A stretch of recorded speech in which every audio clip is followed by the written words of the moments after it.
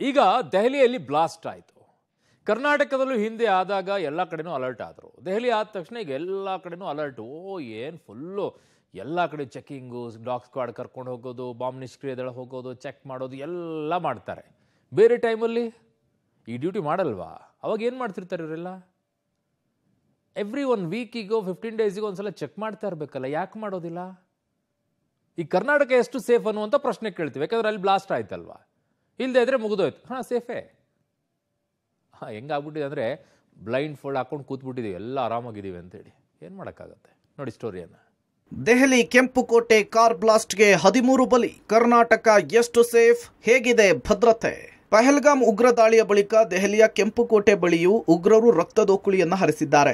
ದೇಶದೊಳಗಿದ್ದಂತಹ devil ಡಾಕ್ಟರ್ಗಳು ಅಟ್ಟಹಾಸ ಮೆರೆದಿದ್ದು ಈವರೆಗೂ 13 ಜನ ಅಮಾಯಕರು ಪ್ರಾಣ ಕಳೆದುಕೊಂಡಿದ್ದಾರೆ. ಡಾಕ್ಟರ್ ರೂಪದಲ್ಲಿದ್ದಂತಹ ಟೆರರಿಸ್ಟ್ ಉಮರ್ ಕೆಂಪುಕೋಟೆಯ ಬಳಿ ಆತ್ಮಾಹುತಿ ದಾಳಿಯನ್ನ ನಡೆಸಿ ದೇಶವನ್ನೇ ಬೆಚ್ಚಿ ಬೀಳಿಸಿದ್ದಾನೆ. ದೆಹಲಿ ಬ್ಲಾಸ್ಟ್ ಬೆನ್ನಲ್ಲೇ ದೇಶದಾದ್ಯಂತ ಕಟ್ಟೆಚ್ಚರ ವಹಿಸಲಾಗಿದೆ. ಸೂಕ್ಷ್ಮ ಪ್ರದೇಶಗಳಲ್ಲಿ ಹೆಚ್ಚಿನ ನಿಗಾ ವಹಿಸಲಾಗಿದೆ.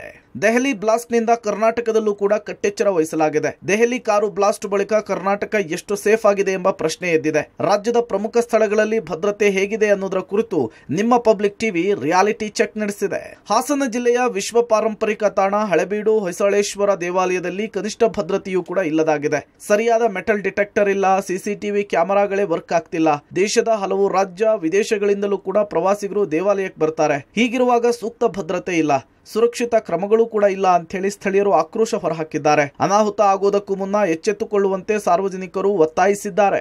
ನಾವೀಗ ದೃಶ್ಯದಲ್ಲಿ ಗಮನಿಸಬಹುದು, ಇದು ಹಾಸನ ಜಿಲ್ಲೆ ಬೇಲೂರು ತಾಲೂಕಿನ ಹಳೆಬೀಡಿನಲ್ಲಿರತಕ್ಕಂತಹ ಐತಿಹಾಸಿಕ ಶ್ರೀ ಹೊಯ್ಸಳೇಶ್ವರ ದೇವಾಲಯ. ಈ ದೇವಾಲಯ ಪುರಾತತ್ವ ಇಲಾಖೆ ಅಡಿಯಲ್ಲಿ ಬರ್ತದೆ. ಇದು ಇತ್ತೀಚೆಗಷ್ಟೇ ವಿಶ್ವ ಪಾರಂಪರಿಕ ಪಟ್ಟಿಗೆ ಸೇರ್ಪಡೆಗೊಂಡಿದೆ. ಇಂತಹ ಸ್ಥಳದಲ್ಲಿ ಯಾವುದೇ ರೀತಿಯ ಸೂಕ್ತ ಭದ್ರತೆ ಇಲ್ಲ. ಪ್ರತಿನಿತ್ಯವೂ ಸಹ ದೇಶ ವಿದೇಶ ಹೊರ ರಾಜ್ಯಗಳಿಂದ ಸಾವಿರಾರು ಸಂಖ್ಯೆಯಲ್ಲಿ ಭಕ್ತರು ಬರ್ತಾರೆ. ಶಾಲಾ ವಿದ್ಯಾರ್ಥಿಗಳು ಸಹ ಪ್ರವಾಸಕ್ಕೆ ಬರ್ತಾರೆ. ಬಂದಂತಹ ವಿದ್ಯಾರ್ಥಿಗಳು ದೇವಾಲಯವನ್ನು ನೋಡಿ ವಾಪಸ್ ತಳ್ತಾರೆ. ಇಂತಹ ಒಂದು ದೇವಾಲಯಕ್ಕೆ ಸಿಸಿಟಿವಿಯನ್ನು ಅಳವಡಿಸಲಾಗಿದೆ. ಇದು ಯಾವ ರೀತಿ ಸಿಸಿಟಿವಿ ಅಂದರೆ ಉಪಗ್ರಹ ನಿಯಂತ್ರಿತ ಸಿಸಿಟಿವಿ. ಇದು ಅಳವಡಿಸಿ 4-5 ವರ್ಷ ಕಳೆದರೂ ಸಹ ಇದುವರೆಗೂ ಒಮ್ಮೆಯೂ ಸಹ ವರ್ಕ್ ಆಗಿಲ್ಲ.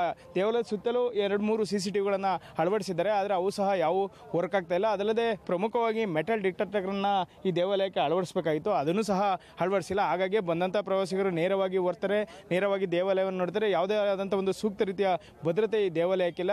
ದೆಹಲಿಯಲ್ಲಿ ಏನು ಕಾರಿನಲ್ಲಿ ಬ್ಲಾಸ್ಟ್ ಆದಂಥ ಸಂದರ್ಭದಲ್ಲಿ ಹೈ ಅಲರ್ಟ್ ಅನ್ನು ಪ್ರಮುಖ ಸೂಕ್ಷ್ಮ ಸ್ಥಳಗಳಲ್ಲಿ ಘೋಷಣೆ ಮಾಡಲಾಗಿತ್ತು. ಆ ಘೋಷಣೆ ಮಾಡಿದರೂ ಸಹ ಪುರಾತತ್ವ ಇಲಾಖೆ ಅಧಿಕಾರಿಗಳು ಇನ್ನೂ ಸಹ ಎಚ್ಚೆತ್ತಿಲ್ಲ. ಇದಕ್ಕೆ ಸಂಬಂಧಪಟ್ಟ ಕೆಲ ಅಧಿಕಾರಿಗಳು ಬೆಳಗ್ಗೆ ಮಧ್ಯಾಹ್ನ ಬಂದು ವಾಪಸ್ ಹೋಗ್ತಾರೆ ಹೊರತು ಯಾವುದೇ ಕ್ರಮಗಳನ್ನು ಕೈಗೊಳ್ತಿಲ್ಲ. ಈಗ ಸ್ಥಳೀಯರು ನಮ್ಮ ಜೊತೆ ಇದರಲ್ಲಿ ಗ್ರಾಮ ಪಂಚಾಯಿತಿ ಅಧ್ಯಕ್ಷರು ಮಧು ಅವರಿದ್ದಾರೆ, ಅವ್ರನ್ನ ಮಾತಾಡ್ಸೋಣ. ಸರ್ ಹೇಳಿ, ಇದೊಂದು ಐತಿಹಾಸಿಕ ಪ್ರವಾಸಿ ತಾಣ. ಈಗಷ್ಟೇ 2 ದಿನಗಳ ಹಿಂದೆ ದೆಹಲಿಯಲ್ಲಿ ಕಾರ್ ಸ್ಫೋಟ ಆಗಿದೆ. ಇಂಥ ದೇವಾಲಯಕ್ಕೆ ಯಾಕೆ ಸರ್ ಈ ಥರ ಭದ್ರತೆ ಇಲ್ಲ? ಏನೇನಿಲ್ಲ ಸರ್ ಇಲ್ಲಿ ಸರ್ ಎಲ್ಲ ವ್ಯವಸ್ಥೆ ಇದೆ. ದೇವಸ್ಥಾನ ಒಳಗಡೆ ತುಂಬ ಸ್ವಚ್ಛತೆ ಎಲ್ಲ ಕಾಪಾಡ್ತಿದ್ದಾರೆ. ಆದರೆ CC ಕ್ಯಾಮ್ರಾದ ವ್ಯವಸ್ಥೆ ಇಲ್ಲ. ಹಾಗಾಗಿ CC ಕ್ಯಾಮ್ರಾ ಒಂದು ರೆಡಿ ಮಾಡಿಕೊಡ್ಬೇಕು.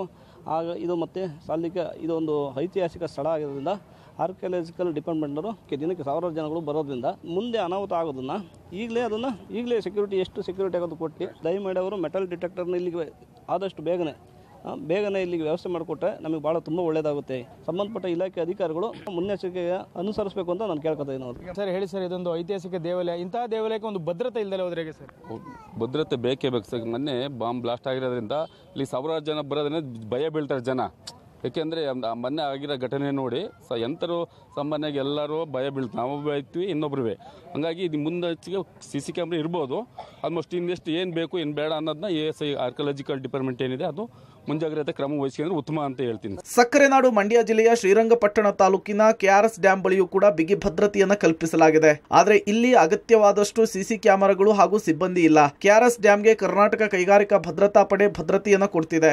ಇಲ್ಲಿ ಕೇವಲ 4 CC ಕ್ಯಾಮೆರಾಗಳಷ್ಟೇ ವರ್ಕ್ ಆಗ್ತಾ ಇದೆ. KRS ಡ್ಯಾಂ ಮತ್ತು ಇಡೀ ಬೃಂದಾವನಕ್ಕೆ ಇವುಗಳೇ ಕಣ್ಗಾವಲಾಗಿದೆ. ಡ್ಯಾಂ ಹಾಗೂ ಬೃಂದಾವನಕ್ಕೆ 70ರಿಂದ 80 CC ಕ್ಯಾಮೆರಾಗಳು ಬೇಕಾಗಿದೆ. ಆದರೆ ಇಲ್ಲಿ ಕೇವಲ 4 ಕ್ಯಾಮೆರಾಗಳಿರೋದು ವಿಪರ್ಯಾಸದ ಸಂಗತಿಯಾಗಿದೆ.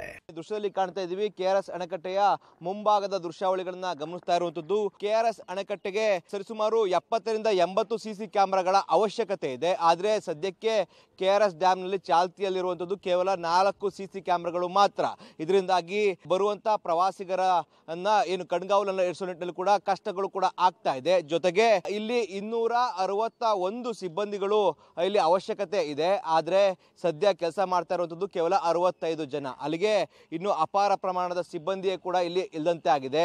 ಕರ್ನಾಟಕ ಕೈಗಾರಿಕಾ ಭದ್ರತಾ ಪಡೆ ಇದನ್ನ ನಿಭಾಯಿಸಬೇಕಾಗಿತ್ತು. ಆದರೆ ರಿಕ್ರೂಟ್ಮೆಂಟ್ ಅನ್ನ ಸರ್ಕಾರ ಮಾಡ್ಕೊಳ್ಳುವಂತ ಕಾರಣವಾಗಿ ಇದೀಗ ಇರುವಂತ 65 ಸಿಬ್ಬಂದಿಗಳೇ ಕೂಡ ಹಗಲು ರಾತ್ರಿ ಪಾಳಯದಲ್ಲಿ ಕೆಲಸ ಮಾಡುವಂತ ಅನಿವಾರ್ಯತೆ ಎದುರಾಗಿರುವಂಥದ್ದು. ಜೊತೆಗೆ ಇಲ್ಲಿರುವಂತಹ ಸಿಬ್ಬಂದಿಗಳಿಗೆ ರಜಾ ಇಲ್ಲದಂತೆ ಕೂಡ ಕೆಲಸ ಮಾಡುವಂತ ಅನಿವಾರ್ಯತೆ ಎದುರಾಗಿದೆ. ಇದರಿಂದಾಗಿ ಒಂದಷ್ಟು ಭದ್ರತೆಯ ವಿಚಾರದಲ್ಲಿ ಸರ್ಕಾರ ಎಡವುತ್ತಾ ಇದೆಯಾ KRS ಡ್ಯಾಮ್ ನಲ್ಲಿ ಕೂಡ ಪ್ರಶ್ನೆಗಳು ಎದುರಾಗ್ತಾ ಇರುವಂತದ್ದು.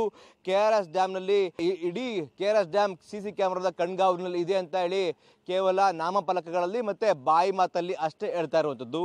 ಕೇವಲ 4 CC ಕ್ಯಾಮೆರಾಗಳಷ್ಟೇ ಇಲ್ಲಿ ಕಾರ್ಯನಿರ್ವಹಿಸ್ತಾ ಇದೆ. ಉಳಿದಂತೆ ಎಲ್ಲವನ್ನು ಕೂಡ ನಾವು ಇಂಟೆಂಟ್ ಕೊಟ್ಟಿದ್ದೀವಿ, ಎಲ್ಲವೂ ಅತಿ ಶೀಘ್ರದಲ್ಲಿ ಬರ್ತಾ ಇದೆ ಅಂತೇಳಿ ಕೂಡ ಹೇಳ್ತಾ ಇರುವಂತದ್ದು. ಪಹಲ್ಗಾಮ್ ಅಟ್ಯಾಕ್ ಏನಾಯ್ತು ಆ ಸಂದರ್ಭದಲ್ಲೂ ಕೂಡ ಇದೇ ರೀತಿಯಾದ ಸಬೂಬನ್ನ ಇಲ್ಲಿ ಕೊಟ್ಕೊಂಡ್ ಬರ್ತಾ ಇತ್ತು. ಆದಾಗ್ಯೂ ಕೂಡ ಇಲ್ಲಿ ಭದ್ರತಾ ಸಿಬ್ಬಂದಿಗಳು ಕೂಡ ಹೆಚ್ಚಳ ಮಾಡಿಲ್ಲ, ಜೊತೆಗೆ CC ಕ್ಯಾಮೆರಾಗಳನ್ನು ಕೂಡ ಅಳವಡಿಕೆ ಮಾಡಿಲ್ಲ. ಇದೇ ರೀತಿ ಆದ್ರೆ ಮುಂದೊಂದು ದಿನಗಳಲ್ಲಿ ಒಂದಷ್ಟು ಲೋಪಗಳು ಆಗ್ಬಹುದು ಎಂಬ ಅನುಮಾನಗಳು ಮತ್ತೆ ಒಂದಷ್ಟು ವಿಚಾರಗಳು ಕೂಡ ಇದೀಗ ಬೆಳಕಿಗೆ ಬರ್ತಾ ಇರುವಂತದ್ದು. ಸಾರ್ವಜನಿಕರ ವಿಚಾರದಲ್ಲೂ ಕೂಡ ಏನು KRS ಅಣೆಕಟ್ಟೆಯ ಭದ್ರತಾ ದೃಷ್ಟಿಯಿಂದಾಗಿ ಒಂದಷ್ಟು ಪ್ರಶ್ನೆಗಳು ಕೂಡ ಹೇಳ್ತಾ ಇರುವಂತದ್ದು. ತುಮಕೂರಿನಲ್ಲಿ ವ್ಯಕ್ತಿಯೊಬ್ಬನ ವಿಚಾರಣೆ ನಡೆಸಿ ಕಳುಹಿಸಿದ ಪೊಲೀಸರು. ದೆಹಲಿ ಕಾರ್ ಬಾಂಬ್ ಬ್ಲಾಸ್ಟ್ ಪ್ರಕರಣಕ್ಕೆ ಸಂಬಂಧಪಟ್ಟಂತೆ ತುಮಕೂರಿನಲ್ಲಿ ವ್ಯಕ್ತಿಯ ವಿಚಾರಣೆ ನಡೆಸಲಾಗಿದೆ. 2016ರಲ್ಲಿ NIA ನಿಂದ ಬಂಧಿಸಲ್ಪಟ್ಟು 6 ವರ್ಷ ತಿಹಾರ್ ಜೈಲಿನಲ್ಲಿದ್ದವನ ವಿಚಾರಣೆ ನಡೆಸಲಾಗಿದೆ. ASP ಪುರುಷೋತ್ತಮ್ ನೇತೃತ್ವದಲ್ಲಿ ತಿಲಕ್ ಪಾರ್ಕ್ ಪೊಲೀಸರು ವಿಚಾರಣೆ ನಡೆಸಿದ್ದು, ದೆಹಲಿ ಬ್ಲಾಸ್ಟ್ ಪ್ರಕರಣಕ್ಕೆ ಸಂಬಂಧಪಟ್ಟಂತೆ ವಿಚಾರಣೆ ನಡೆಸಿ ಕಳುಹಿಸಿದ್ದಾರೆ. ಖಲೀಫತ್ ಉಗ್ರ ಸಂಘಟನೆಯಲ್ಲಿ ಗುರುತಿಸಿಕೊಂಡಿದ್ದ ಈತ ಸಂಘಟನೆಯ ಮುಖಂಡರಿಗೆ ತುಮಕೂರಿನಲ್ಲಿ ಸಭೆಗೆ ಅವಕಾಶ ಮಾಡಿಕೊಟ್ಟಿದ್ದ, ಅದರ ಚಟುವಟಿಕೆಯಲ್ಲಿ ಭಾಗಿಯಾಗಿದ್ದ ಎಂಬಂತಹ ಆರೋಪವಿದೆ. ಒಟ್ಟಾರೆ ಪಹಲ್ಗಾಮ್ ದಾಳಿಯ ಬಳಿಕ ನಾವು ಎಲ್ಲ ಕಡೆ ಎಚ್ಚೆತ್ತುಕೊಂಡಿದ್ದೇವೆ ಎನ್ನುವ ರಾಜ್ಯ ಸರ್ಕಾರ ಸೂಕ್ತ ಭದ್ರತೆಯನ್ನ ಕಲ್ಪಿಸುವಲ್ಲಿ ವಿಫಲವಾಗಿರೋದು ರಿಯಾಲಿಟಿ ಚೆಕ್ ನಲ್ಲಿ ಗೊತ್ತಾಗಿದೆ. ಈಗ ಕೆಂಪು ಕೋಟೆಯ ಬಳಿಕವಾದರೂ ರಾಜ್ಯ ಸರ್ಕಾರ ಎಚ್ಚೆತ್ತುಕೊಂಡು ನಿಗಾ ವಹಿಸುತ್ತಾ ಅನ್ನೋದನ್ನ ಕಾದು ನೋಡಬೇಕಿದೆ. News desk, public TV.